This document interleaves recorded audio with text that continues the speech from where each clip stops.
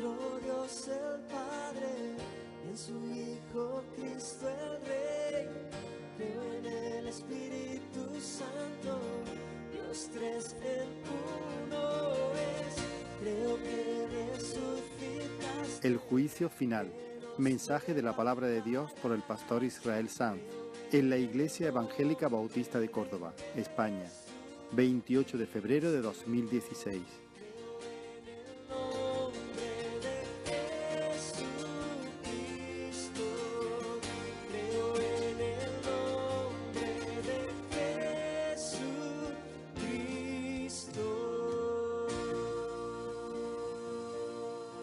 Hermanos, una vez Pablo, el apóstol Pablo, fue invitado a la ciudad del saber y de los grandes filósofos, a Atenas, para hablar acerca de su fe. Y allí, permitidme que controle un poco. Y allí, entre los sabios, entre los grandes oradores, entre los filósofos, entre grandes políticos reunidos en el Areópago, él pronunció, entre otras, estas palabras. Quiero leerlas despacito para que escuches con atención. Pablo dijo en medio de toda esa reunión de personas importantes, en medio de la crème del saber, no debemos pensar que la divinidad sea semejante a oro o plata o piedra o escultura de arte e imaginación de hombres. Pero Dios, habiendo pasado por alto los tiempos de esta ignorancia, ahora manda a todos los hombres en todo lugar que se arrepientan, por cuanto ha establecido un día en el cual juzgará al mundo con justicia, por aquel varón a quien designó, dando fe a todos con haberle resucitado de los muertos.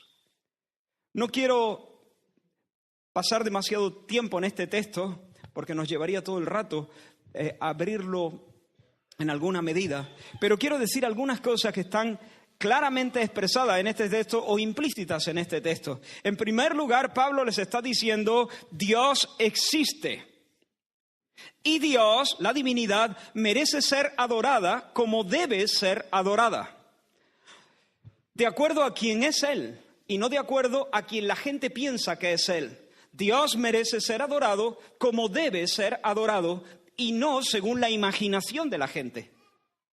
En segundo lugar, vivir de espaldas a esta verdad, ignorar quién es Dios y lo que Dios merece, es una gravísima afrenta a su nombre y que merece un castigo justo y severo. Pablo le dice a la gente, todos vuestros altares, observo que sois muy religiosos, todos estos altares que yo veo, son una muestra no solo de vuestra religiosidad, sino de vuestra depravación, de vuestra necedad, de vuestra rebeldía. Dios ha tolerado hasta aquí esta provocación. Porque la divinidad no es oro ni plata. Esto es una provocación, pero Dios ha tolerado hasta aquí esta provocación. No os ha barrido del mapa, ha seguido regalándoos amaneceres, hijos, lluvias y cosechas. Pero hoy, ahora, manda a todos los hombres en todo lugar que se arrepientan, que se vuelvan de los ídolos a Dios, que le amen solo a Él, que le adoren solo a Él, que le adoren como deben adorarle. Que proclamen con sus bocas que solo a Él sea la gloria. Porque en la agenda del cielo, Él ha señalado un día en el que a través de Jesucristo juzgará a todas las personas. En el mundo, en los tribunales humanos, los poderosos han aprendido a burlar de alguna manera la justicia. Y con frecuencia han ideado formas de eludir todo el peso de la ley. Sin embargo, en este gran juicio final, No habrá ni arreglos ni maniobras. La justicia va a prevalecer y cada uno tendrá su merecido. Hermanos, estamos ante un asunto solemne y es un asunto que debe importarte, porque cuando el Señor se siente en la silla del juicio, tú estarás allí. Así que te conviene escuchar lo que la palabra de Dios tiene que decirte. Eso fue lo que se le mostró a Juan en la visión a final del capítulo 20 del libro de Apocalipsis. Vamos, os invito a abrir la palabra en ese texto, Apocalipsis 20, versículo 11. Hermanos, las cuestiones que vamos a estar abordando en esta mañana son de una importancia capital. Yo no tengo entre manos, hermanos, una fábula entretenida, ni traigo a este púlpito una curiosidad bíblica, ni una colección de pensamientos interesantes.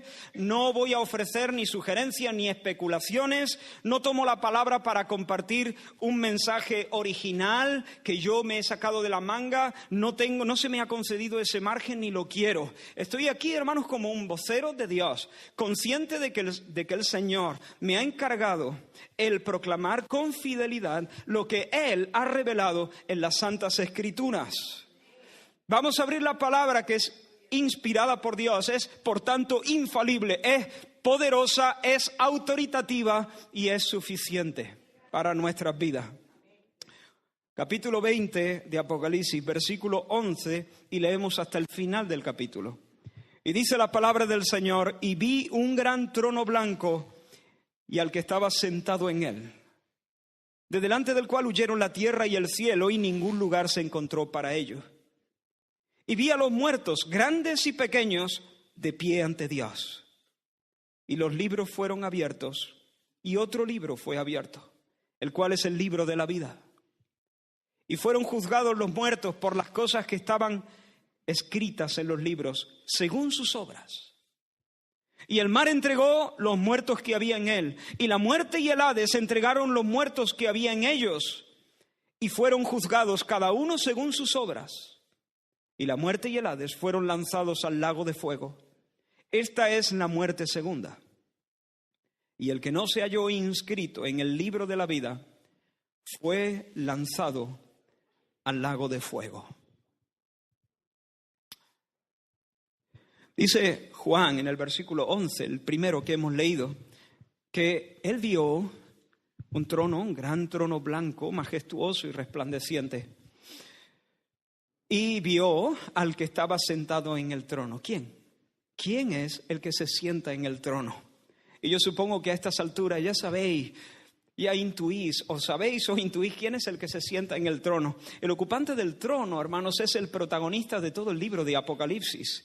Está en el centro, y espero que haya quedado claro a lo largo de esta serie. Él está en el centro de cada uno de los escenarios, de los paisajes que hemos ido viendo a lo largo de esta semana. Él está en el centro de los candeleros. Él se pasea como rey y como buen pastor en medio de su gente. Él es el Cordero Jesús, que es digno de acercarse al que está en el trono, tomar el libro de su mano, a desatar sus sellos, leerlo y ejecutar los propósitos eternos de Dios.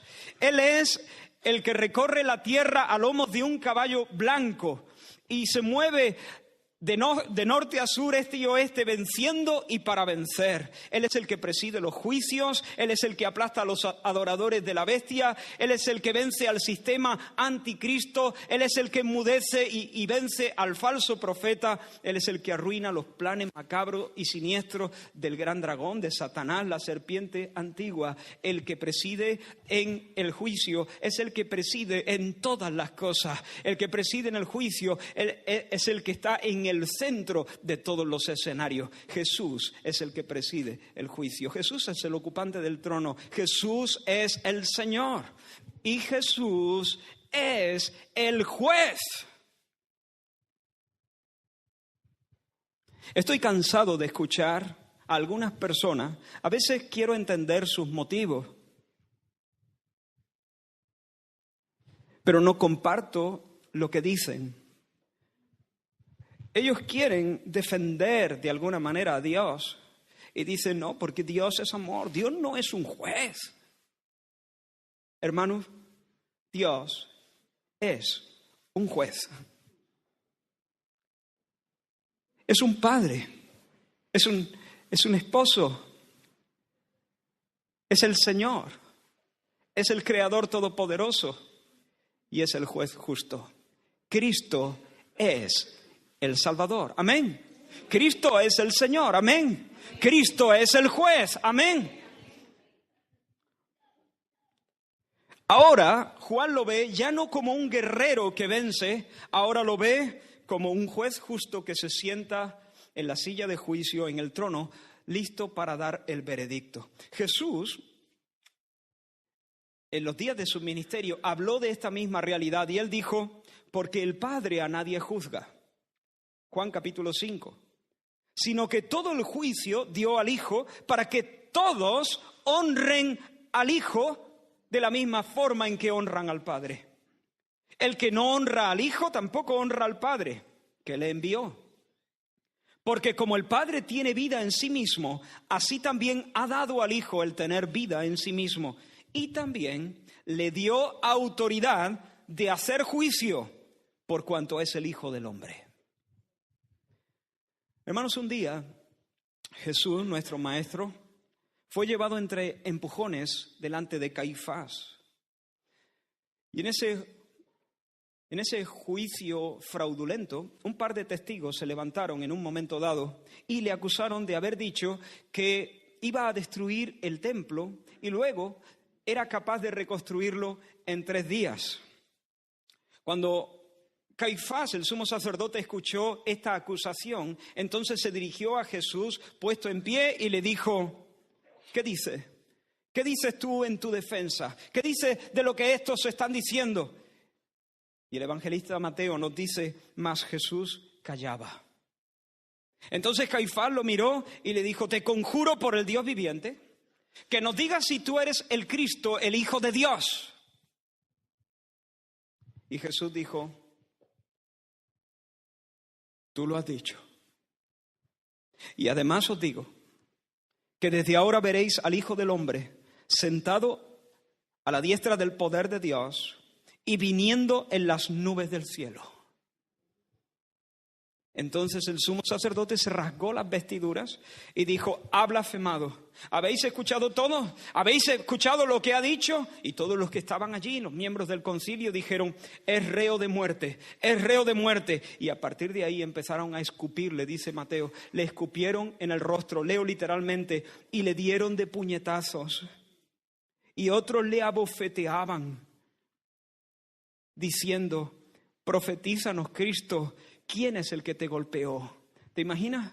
El sumo sacerdote dice, ha blasfemado, se rasga las vestiduras. ¿Qué decís vosotros? Y ellos dicen, es reo de muerte. Y luego se van acercando como demonios y escupiendo en su cara y luego dándole puñetazos y dándole bofetadas y diciéndole, venga, profetiza, ¿quién te ha pegado? ¿Quién te ha golpeado? Y los golpes le llueven a Jesús. Seguramente cuando Juan, que está escribiendo el Apocalipsis, volvió a verlo, porque Juan iba acompañando, por así decirlo, a Jesús durante esta noche, cuando fue llevado a casa de Anás y luego de Anás a casa de Caifás y luego llevado ante Pilato, etcétera, etcétera. Juan iba acompañándolo. Seguramente cuando Juan volvió a verlo, Jesús llevaba en su rostro las marcas de los nudillos de los religiosos y llevaba la cara hinchada. Pero hermanos, cuando Juan en el capítulo 20 ve a nuestro Maestro y nuestro Señor no tiene la cara hinchada, ni tiene marcas de nudillos en su cara, ni está lleno de moratones. Ya no tiene las manos atadas como Anás lo envió a casa de Caifás. Ahora él tiene las manos libres. De hecho, en sus manos horadadas, ahora tiene el cetro, la vara de mando. Él ya no está de pie para ser juzgado. Él ya no está de pie como un acusado. Ahora él se sienta en la única silla que hay. Él se sienta en el trono para juzgar. Los días de su humillación han pasado. Y ahora no hay nadie que le tosa. En su primera venida vino como el siervo sufriente, pero en su segunda venida aparecerá como el Rey Supremo. Nació en Belén para morir como un cordero, pero regresa para vencer y para reinar como un león. Jesús, hablando de ese día, dijo en Mateo 25, cuando el Hijo del Hombre venga en su gloria y todos los santos ángeles con él, entonces se sentará en su trono de gloria y serán reunidas delante de él todas las naciones y apartará los unos de los otros, como aparta el pastor las ovejas de los cabritos, y pondrá a las ovejas a su derecha y los cabritos a su izquierda. Hermanos, viene el día en que Jesús, nuestro Señor, nuestro hermano, en que Jesús, el Hijo de Dios, pero también el Hijo del Hombre, se va a sentar mientras todos permanecen en pie. Dice Juan que todos estaban de pie, él sentado. Y va a hablar mientras todos permanecen en silencio. Entre los millones que esperan el veredicto, algunos estarán temblando de miedo, llenos de vergüenza, llenos de angustia, llenos de frustración, llenos de remordimiento. Y otros estarán temblando, pero no de vergüenza, ni de remordimiento, ni de angustia, ni de miedo. Estarán temblando de puro gozo. Estarán intentando contenerse para no hacerle una ola al Señor, para no gritar hurras y vivas y darle aplausos al Señor. Pero tanto unos como otros, los que tiemblan de miedo y los que tiemblan de gozo, unos y otros tendrán que doblar sus rodillas delante del que está sentado en el gran trono blanco, y con sus lenguas tendrán que confesar que Jesús es el Señor. Allí en el juicio, en este momento que acabamos de leer, en esta escena que Juan vio por anticipado, aquí en el juicio, nuestro Señor será exaltado, honrado y temido y vindicado públicamente y definitivamente. En ese día todos reconocerán lo que el centurión llegó a reconocer al pie de la cruz. ¿Recordáis? Verdaderamente este hombre era el Hijo de Dios. Hermanos, yo quiero que llegue ese día.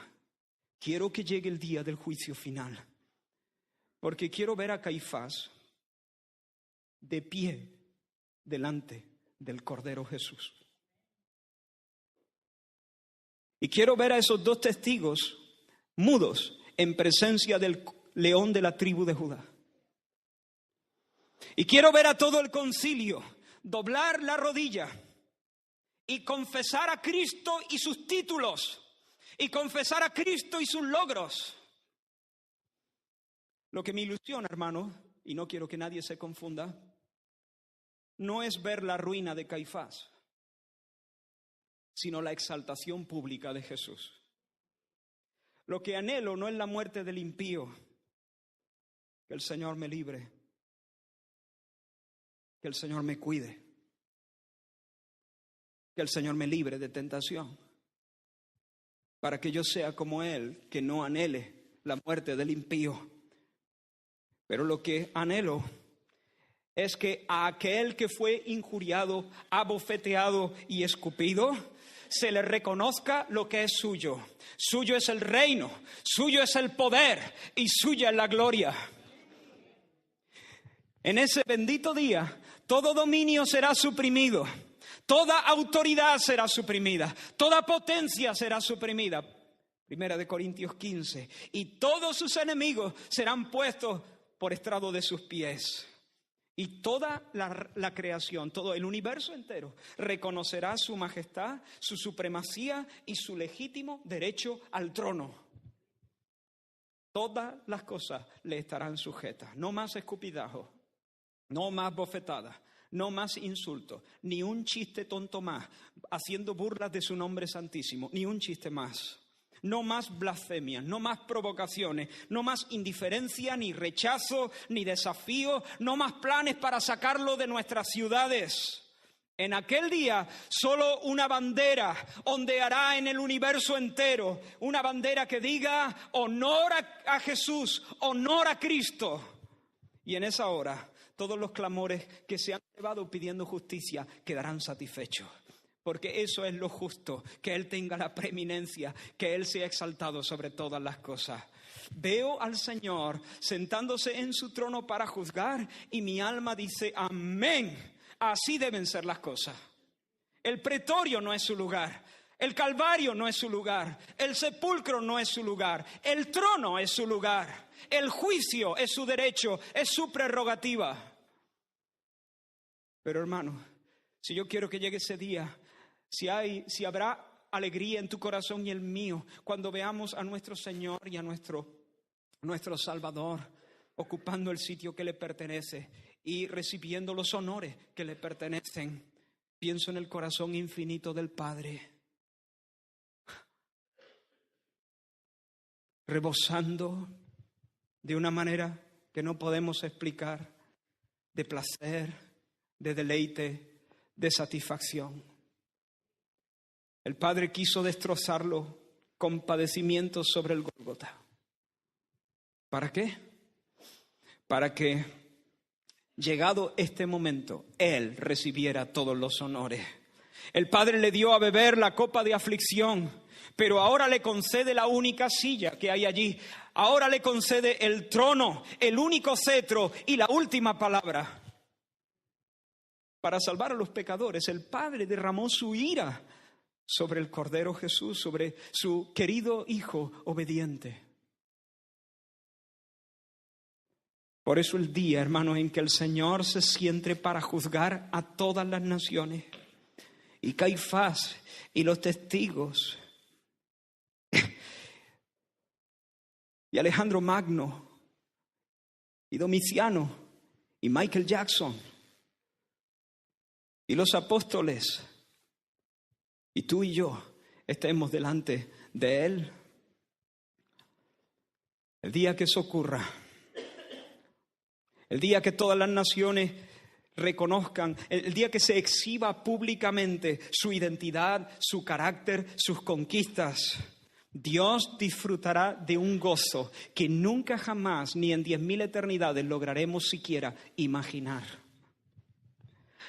Ahora, hemos visto quién está en el trono y hemos dicho que es Jesús, el protagonista de todo, el que ocupa el centro de todas las cosas. Y nos alegramos en eso.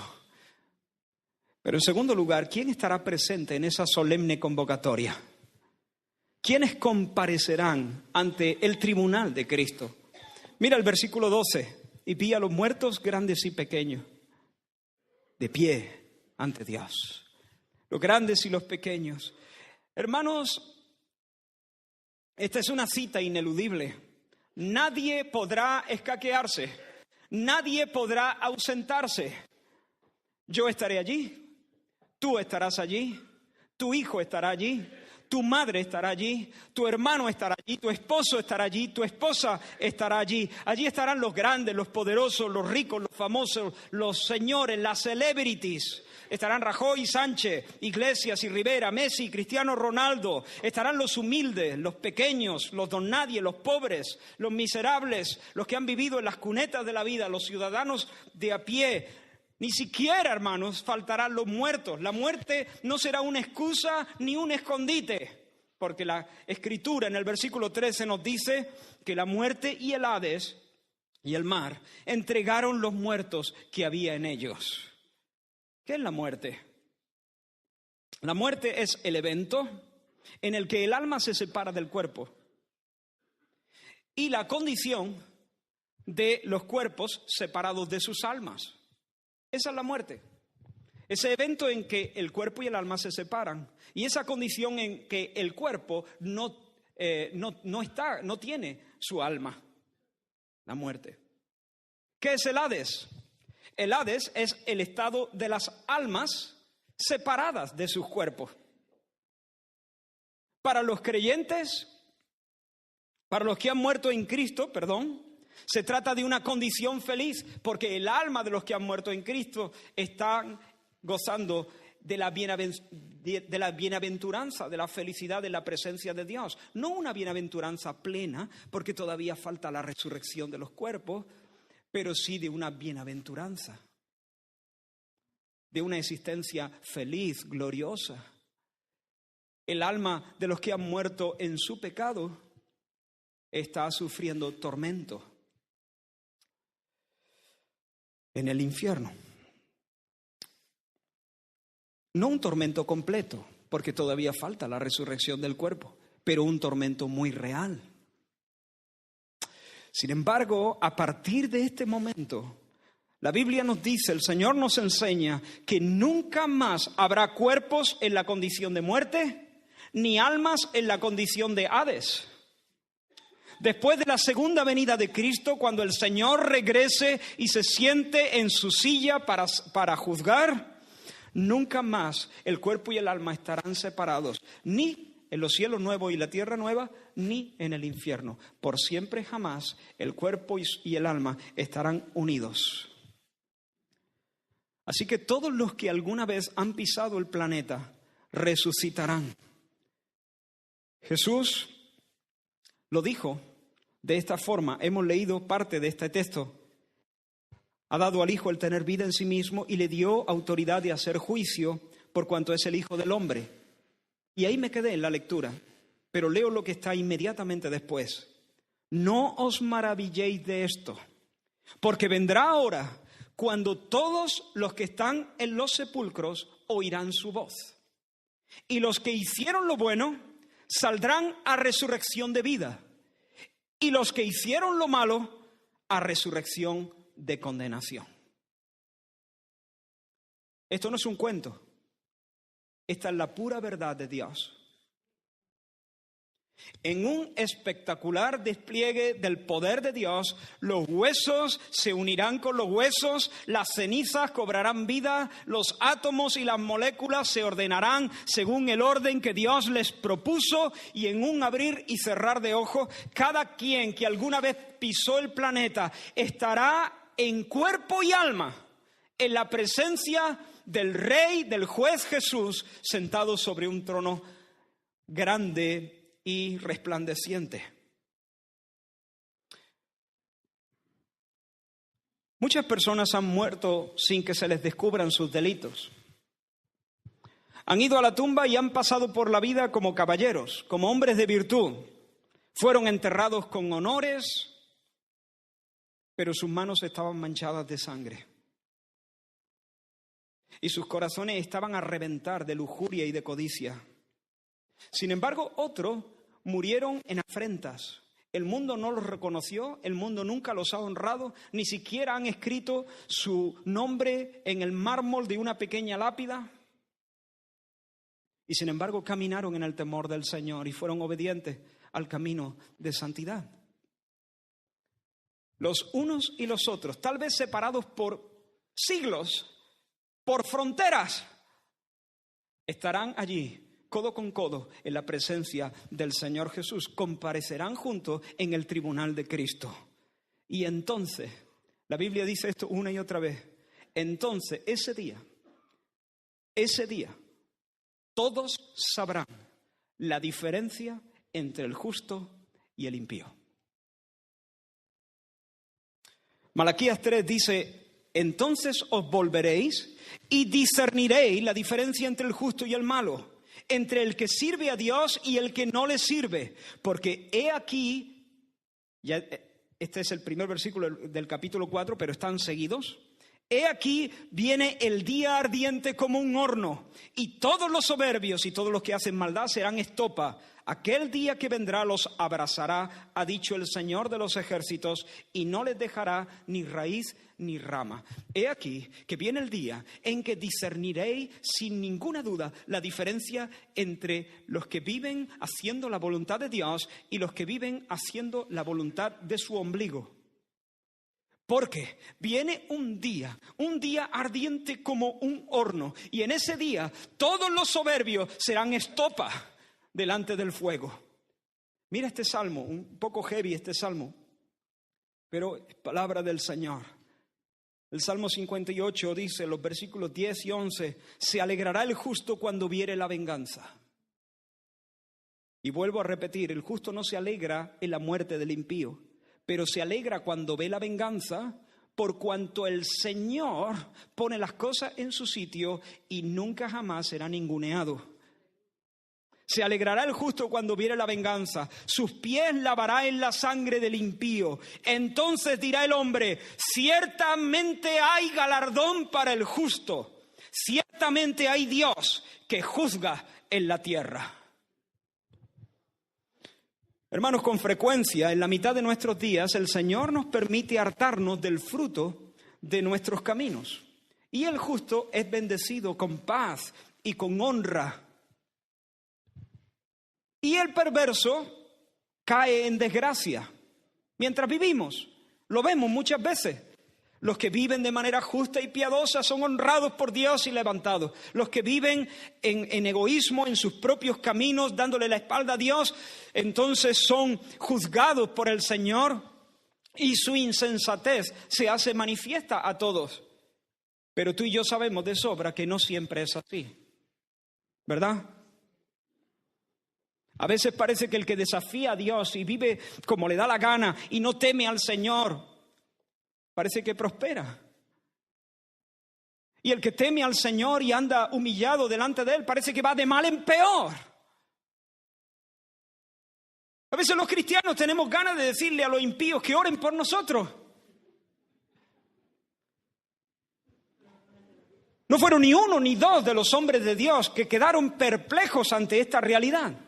Jeremías fue uno de ellos. Pero lo mencionaré más tarde. Y en horas bajas, cuando estamos en el día malo, nuestro corazón, que es miope, es tentado a pensar que a Dios no le importa realmente cómo vivimos, que Dios se olvida realmente de nosotros, y llegamos a preguntarnos, ¿merecerá la pena? ¿Merece la pena vivir en santidad? ¿Merece la pena vivir en santidad? ¿Merece la pena negarse a uno mismo? ¿Merece la pena poner toda nuestra vida en el altar de la entrega? ¿Merece la pena caminar por esta senda tan estrecha, tan angosta?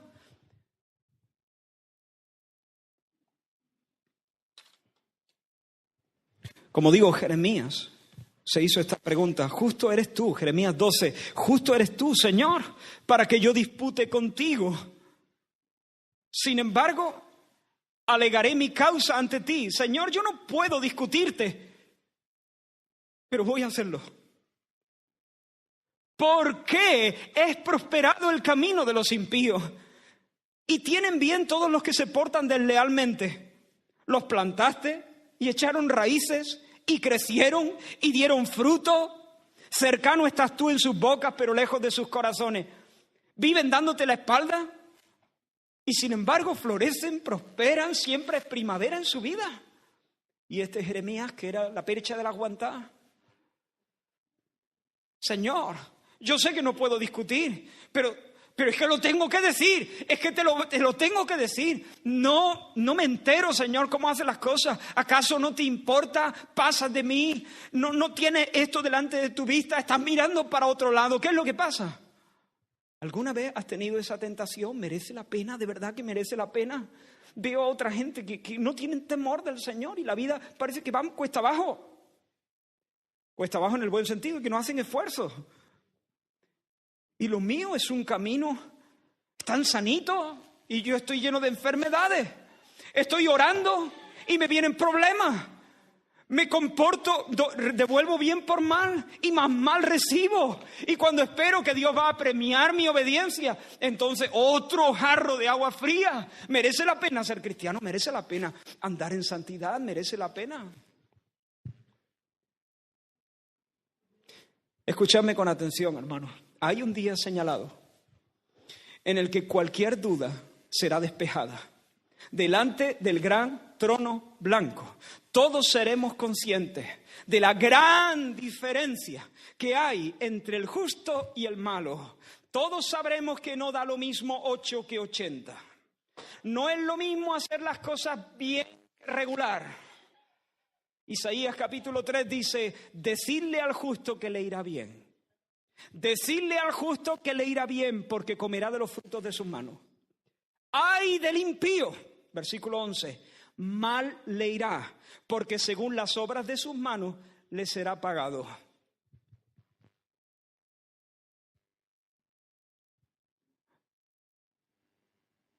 Tú que pagas los impuestos, te irá bien. ¡Ay del que no los paga! Tú que eres fiel a tu cónyuge y con tu conducta y tus pensamientos guardas el pacto que un día hiciste delante de muchos testigos. ¡Ay del adúltero! Mal le irá. Decirle al alma generosa que no va a correr la misma suerte que el alma mezquina y que el alma egoísta.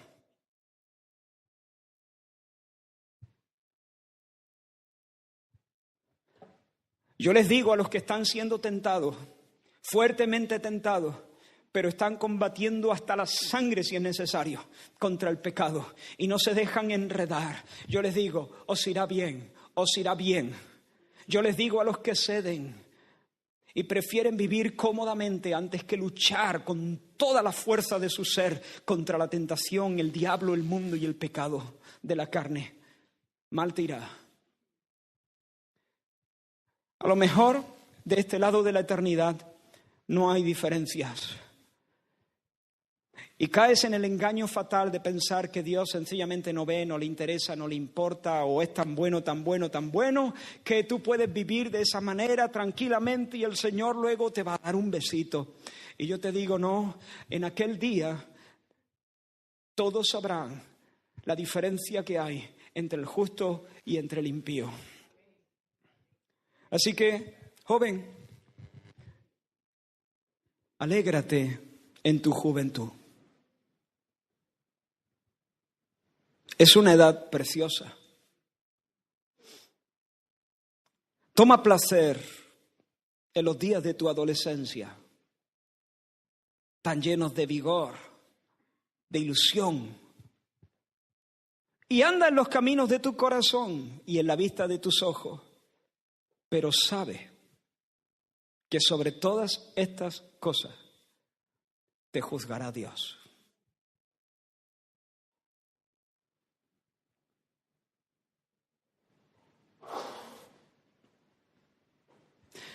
No es lo mismo el que se acuesta con su novia que el que espera el matrimonio. No es igual.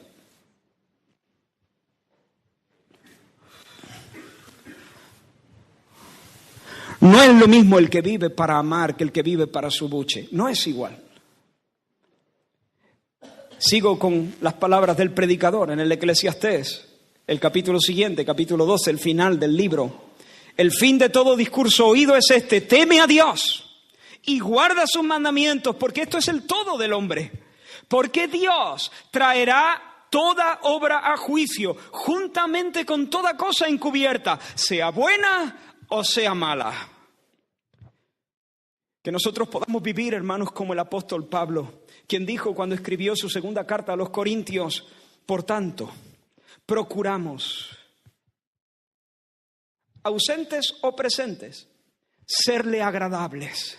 Procuramos serle agradables porque es necesario que todos nosotros comparezcamos ante el tribunal de Cristo para que cada uno reciba según lo que haya hecho mientras estaba en el cuerpo, sea bueno o sea malo.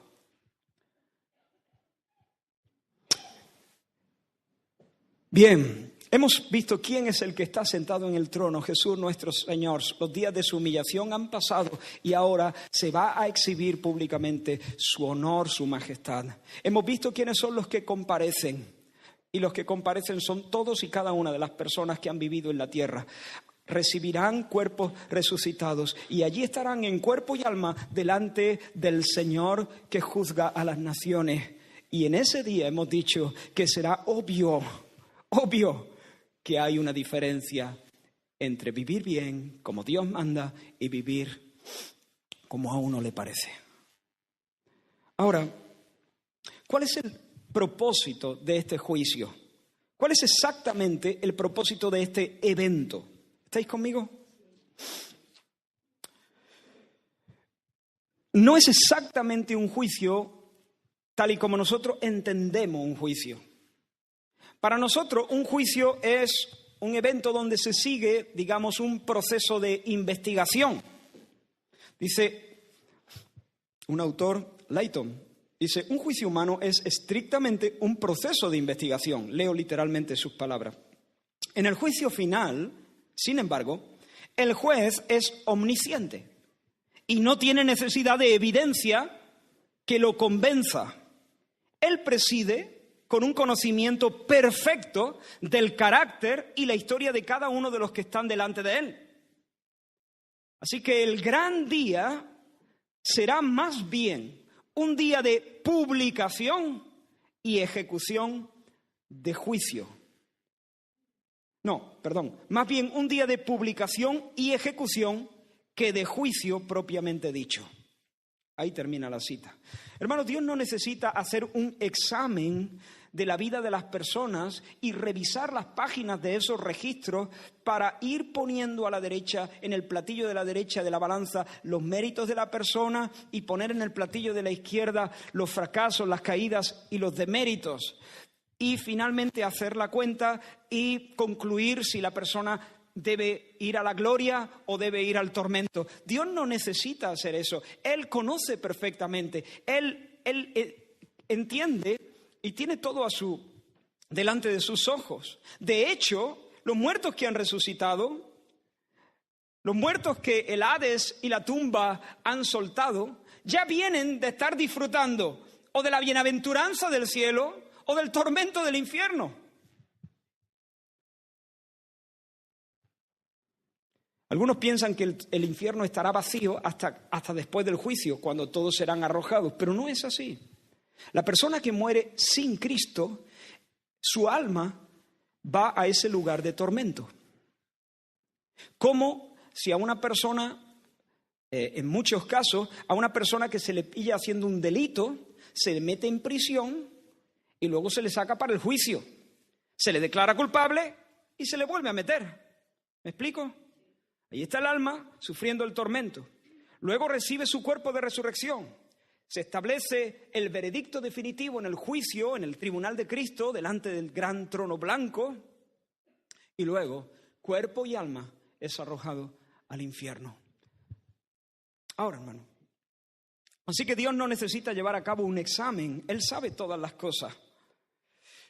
Pero, hermanos, hasta este punto, el destino de unos y otros está oculto. ¿No? Está oculto. Pero ese día será publicado. Ahora es revelado. Ahora todas las cosas se ponen sobre el tapete. Ahora todas las cosas son traídas a la luz. Como dijo Pablo cuando escribió a los romanos, Dios juzgará por Jesucristo los secretos de los hombres.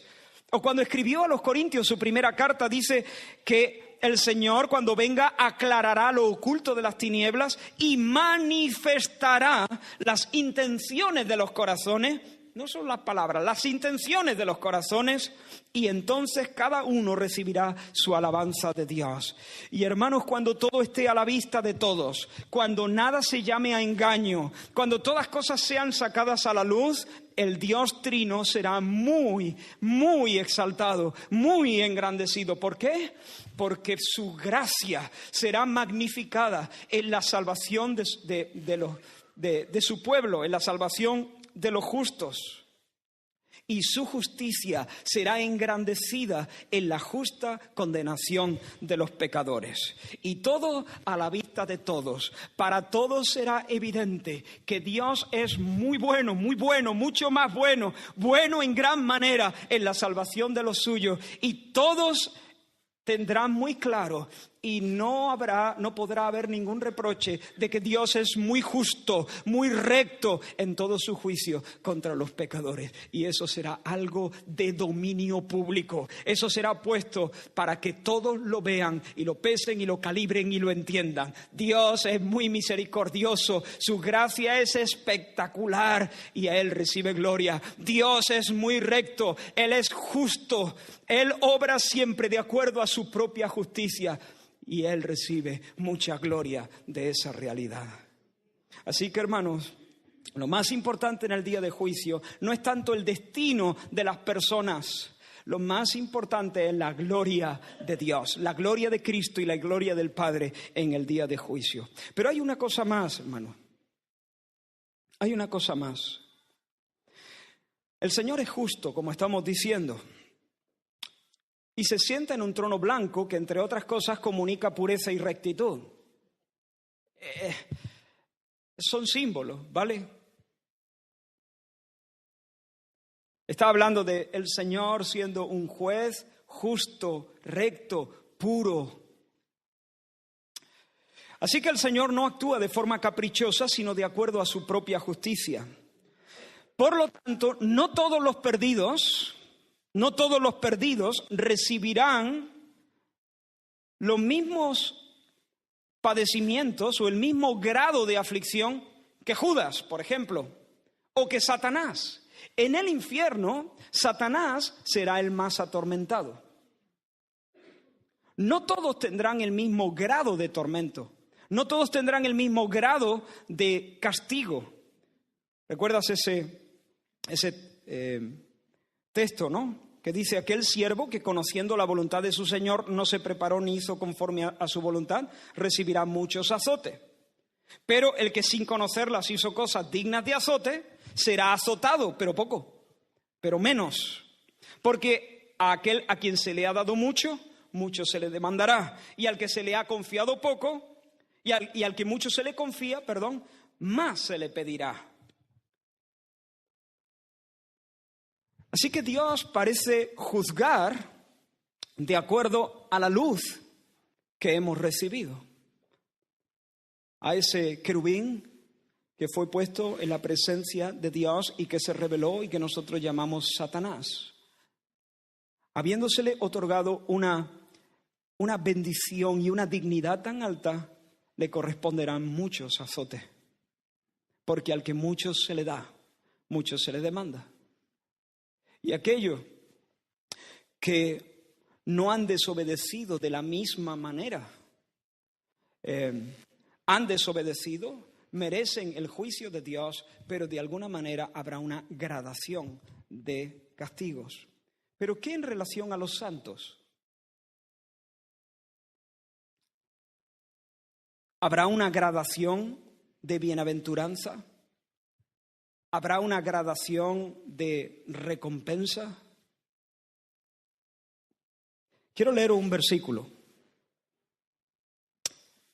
Nadie puede poner otro fundamento. Es Pablo escribiendo a los Corintios.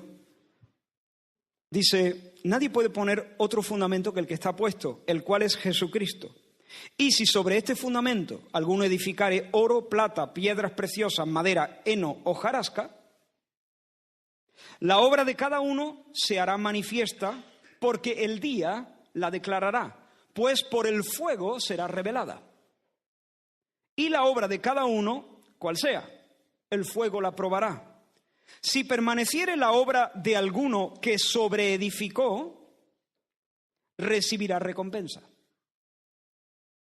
Si la obra de alguno se quemare, él sufrirá pérdida, si bien él mismo será salvo, aunque así como por fuego. Lo voy a decir en mis palabras. Nadie puede poner otro fundamento sino Jesucristo. Ahora, eso sí, una vez que el fundamento está puesto, nosotros edificamos encima de ese fundamento. Y cada quien es responsable de edificar bien. Algunos pueden edificar con oro, con piedras preciosas, otros pueden edificar con madera, heno o hojarasca. Lo que pasa es que no da lo mismo, porque hay un día en el que lo que hayamos puesto sobre el fundamento va a ser probado por fuego, va a ser probado. ¿Qué pasa? Que el que ha edificado con materiales preciosos, después de la prueba, todo lo que ha puesto sobre el fundamento seguirá estando allí y él recibirá recompensa. Sin embargo, el que haya edificado sobre el fundamento con madera, con paja, con heno, cuando la prueba termine, cuando el examen termine, no habrá nada. Todo se habrá calcinado, entonces él sufrirá pérdida. ¿Qué es lo que se pierde? ¿Su alma? No, él será salvo. Él será salvo, pero será salvo como el que escapa de un incendio. ¿Cómo escapas de un incendio? Con lo opuesto. Con lo opuesto. Así que, hermanos, aquí tenemos 2 personas salvas, ¿sí o no? ¿Tenemos 2 personas salvas? Pero una recibe recompensa y otra pérdida. Una va con la cuenta a tope y otra va con la cuenta a cero. ¿Me explico? Aquí no estamos hablando de la salvación. Otro texto, hermano. Así que, cuando Pablo sigue hablando aquí a los corintios, ni el que planta es algo, ni el que riega, sino Dios que da el crecimiento. Y el que planta y el que riega son una misma cosa. Él está hablando de Apolos y de él, ¿no? Porque los corintios están diciendo, yo soy de Apolo, otros están diciendo, yo soy de Pablo. Y Pablo les dice, vamos a ver, ni Apolos es nadie, ni Pablo es nadie. Nosotros somos obreros. Aquí el protagonista es Dios. Porque ni el que planta es algo, ni el que riega es algo. Yo he plantado, fenomenal. Apolo regó. Pero eso no nos concede ningunos galones. Aquí el protagonista es Dios. Entonces, ni el que planta es algo, ni el que riega es algo, sino Dios, que es el que da el crecimiento. Si la semilla ha crecido, un aplauso al Señor, no a nosotros. Pero, dice, aunque cada uno, el que planta y el que riega, recibirá su recompensa conforme a su labor. Así que, hermanos, Pablo y Apolo son 2 siervos inútiles en este sentido, no es ofensivo, sino que lo que estoy diciendo es que si la semilla creció, que si la planta floreció, fue por la acción sobrenatural de Dios. Y sin embargo, cada uno de ellos va a recibir una recompensa en función de su fidelidad al encargo que Dios le ha hecho. Hermanos, yo estoy persuadido que no solamente en el infierno habrá diferentes grados de sufrimiento, sino que en el cielo también habrá diferentes grados de gozo y bienaventuranza. El más feliz, Dios. A una distancia infinita. Hay comunicaciones entre el Padre y el Hijo que nosotros nunca vamos a entender. Hay placeres que Dios siente que nosotros nunca vamos a poder sondear. Dios, el más feliz. Pero, hermanos, creo que entre los creyentes también habrá gradaciones de bienaventuranza y dicha. Ahora, quiero a ver si soy capaz de explicar esto. Sé que estamos cansados a esta hora ya, después de que llevo hablando, ¿cuánto, Rafa? Bien. En el cielo no habrá gente frustrada. En el cielo no habrá nadie diciendo yo aquí, vaya, qué poquito me ha tocado. Oh. Y mira aquel. Oh, qué coraje me da. No pienses de ninguna manera eso. Primero porque ya no seremos envidiosos, ¿no? Toda esa carcoma y esa basura será sacada de nuestra vida. Definitivamente. Pero también, ¿sabéis por qué? Porque, hermanos, cada uno será tan feliz y tan dichoso como puede serlo. Porque cada quien disfrutará al máximo de su capacidad. Eso sí, no todos tendrán la misma capacidad. Esta es mi opinión. Por eso esto de la recompensa no es algo mecánico, no es algo como si Dios dijese, tú a cuánta gente tú le has hablado del Señor Jesús. Bien. ¿Y cuánto tiempo has dedicado tú para la obra del Señor? Ah, vale. ¿Y has recibido alguna burla, alguna persecución, alguna opresión por causa de tu fe? Ah, bien, pues eso suma también, sí. Hacemos la cuenta y, por lo tanto, a ti te corresponde una corona de no sé cuántas perlas. No va así. Esto no es algo mecánico, es algo orgánico. Orgánico. En el sentido en que, en la medida en que uno es fiel al Señor y a cada paso vive haciendo la voluntad de su Padre, en esa medida se expande su capacidad futura de experimentar dicha, felicidad, no plenitud, porque todos vamos a experimentar plenitud, sino capacidad. Os pongo el ejemplo que creo que, si no recuerdo mal, lo puse una vez. Yo tomo un globo normal, y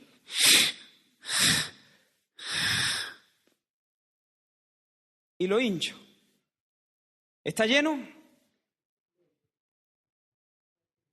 ¿Está lleno, no? Está lleno, está claro que está lleno de aire, ¿no? Y en la medida en que el aire entra, se expande, dando entrada a más aire, acogiendo a más aire. Pero, ¿lo puedo llenar más? Seguro que sí. Y ahora tengo un globo, el doble de gordo, donde le cabe más aire. Esto es lo que yo pienso. Así funciona el asunto de la recompensa. El que más capacidad tiene para el deleite es Dios mismo. Dios trino. Eso es infinito, eso es insondable. Eso patinamos nada más que pensarlo. Pero luego en la medida, hermano, en que nosotros caminamos delante del Señor y obedecemos, no da lo mismo tampoco 8 que 80.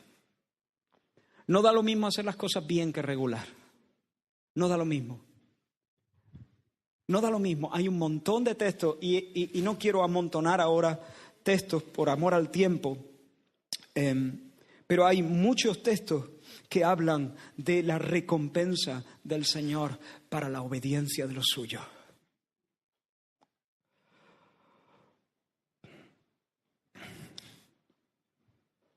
Incluso en esta vida, los que más se consagran a Dios y los más obedientes, ¿no es verdad, hermano, que reciben una capacidad mayor de gozar del Señor?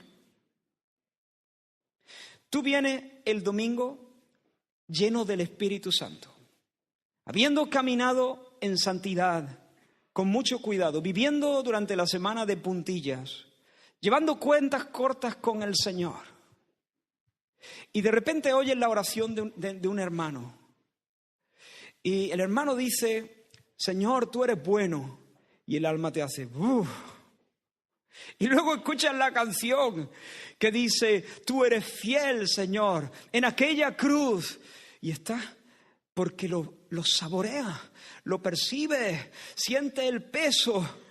Sin embargo, a veces viene llevando una temporada viviendo a medio gas, donde estás siendo poco cuidadoso con tu santidad, poco consagrado al servicio del Señor, poco celoso con su causa, poco ilusionado con su palabra, con la vida, con las cosas de Él. Y vienes aquí y sí, claro, tienes convicciones, sabes que eso es verdad, quieres estar aquí, nadie te obliga. Pero no es lo mismo. No es lo mismo, no lo disfruta igual, no vives las cosas de la misma manera, tus emociones no responden. ¿No es verdad que aún en esta vida hay distintos grados de gozo relacionados con la obediencia y la cercanía con la que andamos delante del Señor? Creo que en el cielo será la misma cosa. Lo bueno es que en el cielo infinitamente, por los siglos de los siglos, nuestra capacidad irá ensanchando, pero eso no quita que en el cielo habrá recompensa y distintos grados de gozo y de bienaventuranza. Nadie envidiará a nadie porque todos serán tan llenos como pueden serlo y todos estaremos experimentando plenitud. ¿Cuál es nuestra recompensa? Lo acabamos de cantar. Jesús es nuestra recompensa. Esa capacidad de disfrutarle, de entenderle y conocerle, porque esa es la vida eterna.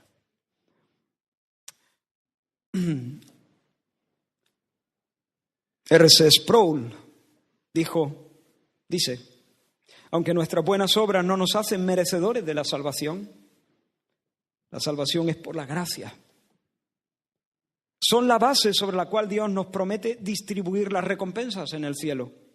Nuestra entrada al reino de Dios es únicamente por la fe. Nuestra recompensa en el reino será según nuestras buenas obras. Confieso que no sé qué hacer en este momento. Si seguir, voy a seguir. Y dice el versículo 12, y los libros fueron abiertos y fueron juzgados los muertos por las cosas que estaban escritas en los libros según sus obras. Tal vez en este punto haya alguno que esté un poco confuso, porque a primera vista pareciera que el veredicto se establece en base a las obras. Y nosotros como evangélicos hemos aprendido muy bien desde temprano que la salvación es por la pura gracia de Dios, por la libre gracia de Dios, por la gratuita gracia de Dios, valga la redundancia. No es por mérito, no es por obras para que nadie se gloríe, se jacte o piense de sí desmedidamente. Es por la gracia otorgada libremente, voluntariamente por Dios, por medio de la fe. Sin embargo, el texto que nos ocupa dice que se abren los libros de memorias y en sus páginas han quedado registradas las obras, nuestros pensamientos, nuestras intenciones, nuestras palabras, nuestros silencios, nuestras acciones, nuestras omisiones, todas esas cosas que hemos hecho o dejado de hacer. Y yo pregunto, teniendo este texto y muchos otros, por tus palabras serás, bueno, lo voy a mencionar ahora. ¿Acaso no son las obras las que cuentan? Desde luego que sí. Tenemos que tener cuidado. No sea que queriendo enfatizar convenientemente la gracia, ignoremos la importancia de las obras. Porque la naturaleza y la calidad del árbol se muestran o se juzgan en base a la naturaleza y la calidad de la fruta, ¿sí o no? Y lo que esos libros recogen son las evidencias de la salvación, de la fe verdadera, o evidencias de la falta de fe. Así que el juicio en base a las obras, en realidad, en última instancia, es un juicio. Lo que se juzga, lo que se evalúa finalmente es la fe. Ahora, eso sí, la fe siempre aparecerá adornada de obras. No te pierdas aquí. Si no hay obras, no hay fe verdadera. Si no hay obras, es una fe falsa, es un timo, es un fraude. Porque como el cuerpo, dice Santiago, sin el espíritu está muerto, así la fe sin obras está muerta. La fe sin obras no es fe verdadera. La fe sin obras es una fe de plástico inventada por el hombre, no es fe que salva.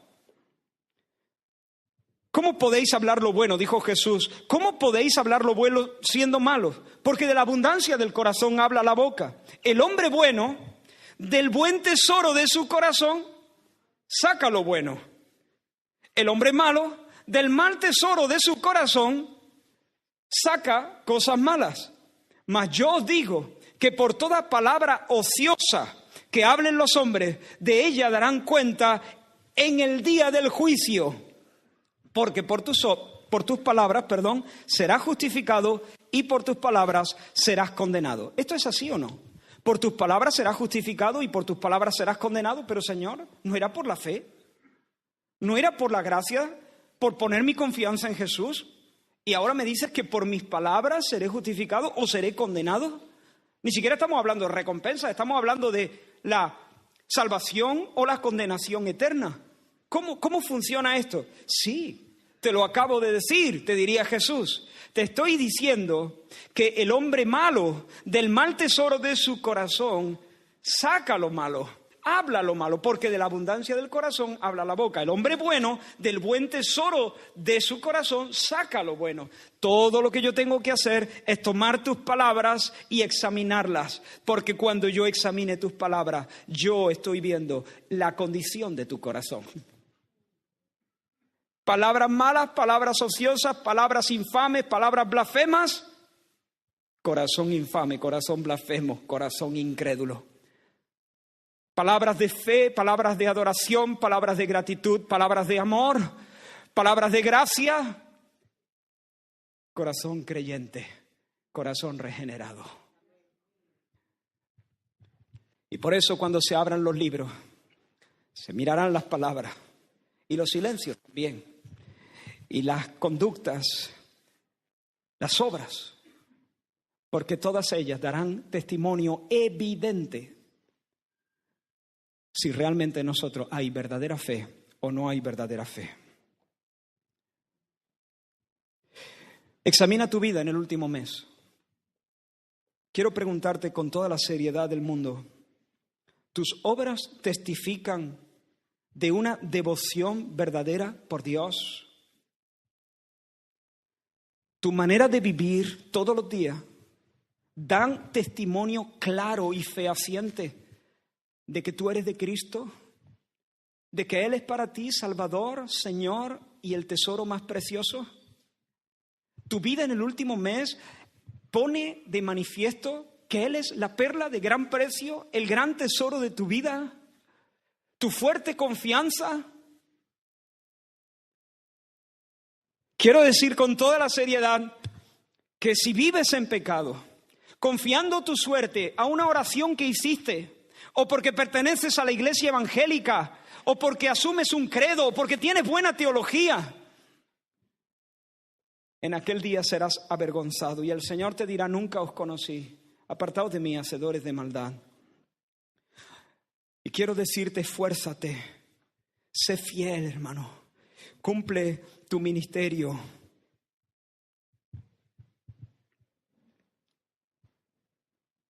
Vive para el Señor, para adornar la fe, para asegurar, para manifestar la salvación que el Señor ha traído a tu corazón.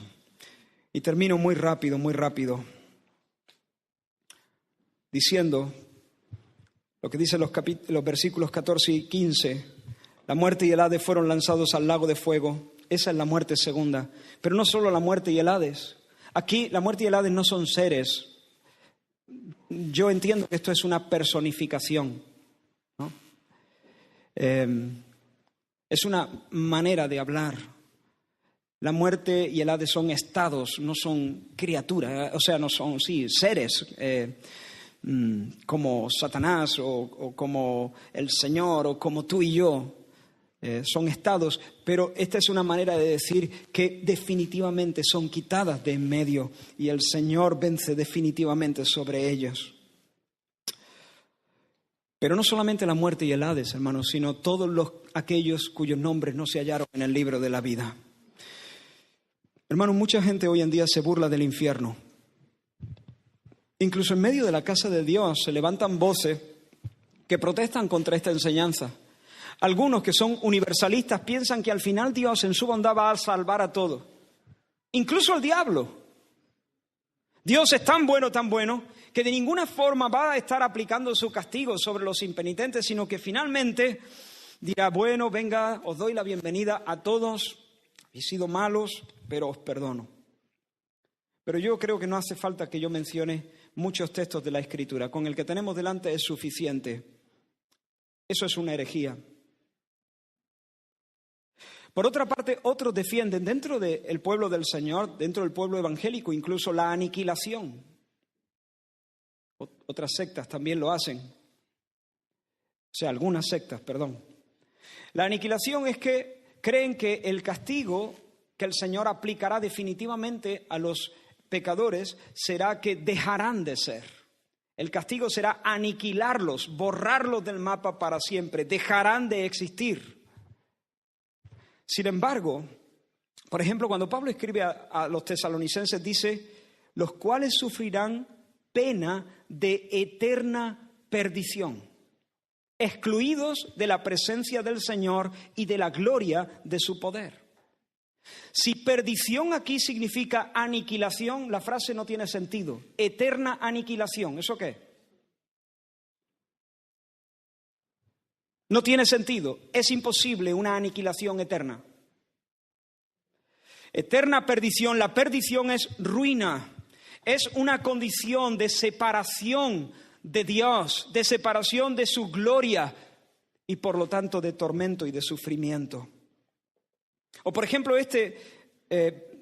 capítulo 12, versículo 2 de Daniel. Y muchos de los que duermen en el polvo de la tierra serán despertados, unos para vida eterna y otros para vergüenza y confusión perpetua. Si abrazamos esta doctrina de la aniquilación, No hay vergüenza en la aniquilación, vergüenza perpetua. No hay confusión perpetua en la aniquilación.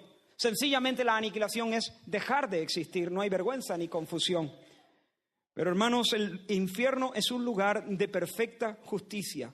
No hay crueldad alguna en el infierno, hay justicia. No hay crueldad, hay justicia. Es un lugar de perfecta justicia en el que Dios manifestará su ira y su juicio sobre los enemigos por siempre jamás. Los que entran allí no tendrán oportunidad de salir. No hay tregua, nunca más volverán a experimentar un solo momento de descanso o de felicidad. No habrá oportunidad para el arrepentimiento, no habrá aniquilación y la inmortalidad de su cuerpo y de su alma será un peso demasiado grande para soportar. Pero yo no me puedo bajar de este lugar, aunque el tiempo ha pasado, pero no me puedo bajar de este sitio en este momento. Porque no puedo terminar aquí. Cuando Samuel nació, un 29 de febrero del año 2000, por cierto, mañana es su cumple 4 añitos. Fui con ilusión, cumple 16, por lo del año bisiesto. Fui con ilusión a las pocas horas al registro civil para dar cuenta de las autoridades, porque fuera del vientre de Damaris, Samuel se convierte en un nuevo ciudadano del Estado español, amparado por todos los derechos, sujeto también a todas las obligaciones propias de tu situación. Y allí lo registramos, Samuel Sanz Garrido, y fue registrado en los libros. Luego hice lo mismo con Elías, hice lo mismo con Damaris. Son 3 españoles que disfrutan de las ventajas de serlo y también de los inconvenientes que pueda haber. Pero en nuestro texto se habla de un registro diferente. Un libro, el libro de la vida. Aquí hay una ciudadanía diferente. Aquí hay un país diferente. El infierno es para todos aquellos quienes no están escritos en el libro de la vida. ¿Y cómo ser escritos en el libro de la vida? Es decir, ¿cómo asegurarnos que nuestro nombre está escrito en el libro de la vida? Solamente quiero mencionarte un versículo. Mas a todos los que le recibieron, hablando de Cristo, mas a todos los que le recibieron, a los que creen en su nombre, les dio el derecho de ser hechos hijos de Dios. Así que si tú estás aquí y tú dices, como se abran los libros, estoy frito. Como se abran los libros y delante de esa mirada del Santo se pongan en evidencia mis pensamientos, mis envidias, mis corrupciones, mis pensamientos lascivos, mis cobardías, mis tretas, mis egoísmos, mis maniobras para acomodarme las cosas a mi manera. Como se ponga todo eso, estoy frito. Yo te digo en el nombre del Señor, escápate de la ira venidera. Viene un día en el que todas las cosas serán puestas sobre el tapete. Y te pido, te ruego en el nombre del Señor, que no permanezca una sola hora más sin asegurarte de que tu nombre ha sido registrado en la ciudadanía de los cielos. Reconoce tu pecado ahora. Reconoce que eres pecador. Reconoce que no puedes salvarte a ti mismo. Humíllate delante del Señor. No vengas con la barbilla en alto. Humíllate, reconoce que lo has echado a perder, No das la talla delante de Dios, no eres justo delante de Dios, mereces el castigo delante de Dios, pero ahora reconoce que Jesús se encarnó y murió en lugar de los pecadores, para que todo aquel que en Él cree y que se arrepiente de sus pecados, y que entrega todo su corazón, su mundo, sus pensamientos, sus años, su fuerza en las manos de Dios, para que todo aquel que en Él cree no se pierda, sino que tenga una vida eterna. Alégrate, hermano. Cristo será vindicado y el Padre recibirá gloria. Tu Señor y Maestro ocuparán el lugar que le pertenece.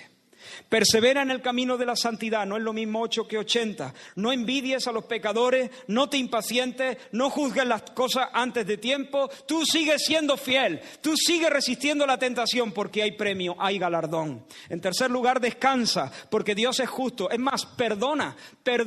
Sé como el Señor, quien cuando le maldecían no respondía con maldición.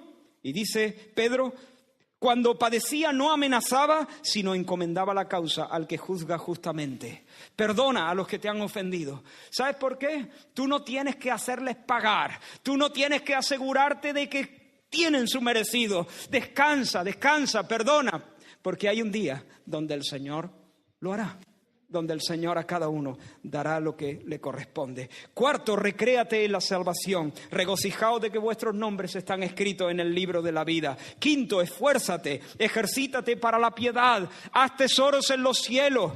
Cada inversión en este sentido va a ser recompensada en la eternidad con una capacidad ancha para disfrutar tu recompensa, que no es otra sino Cristo. Sexto, trabaja y ora y trabaja por la salvación de los perdidos, porque si es verdad que hay un juicio y si es verdad que hay un infierno, hermanos, necesitamos pedirle al Señor un corazón tierno en cuanto a esto y un celo más grande y un peso más grande por los que están en peligro. Y 7, lo que acabo de decir, si no conoces a Cristo, escápate de la ira venidera, escóndete y refúgiate en el Salvador. Confiesa tu pecado hoy y recibe la salvación que viene de lo alto. Vamos a terminar cantando. Aleluya. Gracias, Señor. Gracias, Señor. Gracias, Dios. Porque tú nos enseñas estas cosas. Dios mío, gracias porque podemos mirar hacia el futuro, a este día, y mirarlo como un día amable. Porque tú serás puesto, Señor, sobre todas las cosas. Y públicamente, Señor, cuando los libros se abran, Dios mío, tú confesarás nuestro nombre delante de tu Padre y de sus ángeles, Señor. Todos nuestros pecados aparecerán perdonados, cubiertos por tu sangre bendita. Y todas nuestras obras darán testimonio de que se hicieron desde un corazón arrepentido y creyente. Señor, bendice a tu pueblo y ayúdanos, Señor, a andar en tu temor. En el nombre de Jesús. Amén. Ponte en pie, vamos a...